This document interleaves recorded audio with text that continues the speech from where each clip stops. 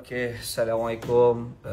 Alhamdulillah, kita nak bagi tahu insya-Allah press conference kita for the final untuk Warzone World Championship yang akan berlangsung pada 1 November ini di Media Prima, Balai Berita Bangsa.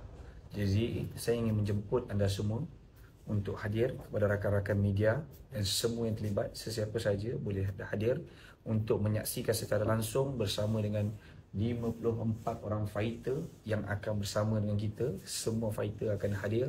Jadi insya-Allah kita akan melihat international fighter, local fighter, ASEAN fighter akan hadir. Jadi jangan lepaskan peluang untuk bersama-sama untuk kita melihat satu press conference ataupun sidang media, trash talk di antara Malaysia versus Indonesia dan Malaysia versus international. Jadi insya-Allah, jadi guys, jangan lepaskan peluang untuk datang. Kita bermula daripada pukul 7.30 malam sehingga habis tamat. Jadi kepada siapa yang nak hadir, sila segera daftarkan diri dan anda boleh datang dan menunjukkan poster Warzone. Jadi anda boleh masuk terus. Jadi apa tunggu lagi untuk melihat bintang-bintang dunia beraksi di Warzone. Jadi ini adalah peluang untuk kita buka kepada semua untuk hadir. Jadi insya-Allah jumpa anda di Warzone World Championship pada 1 November di Balai Berita Media Prima Bangsa. Jadi insya-Allah. Assalamualaikum.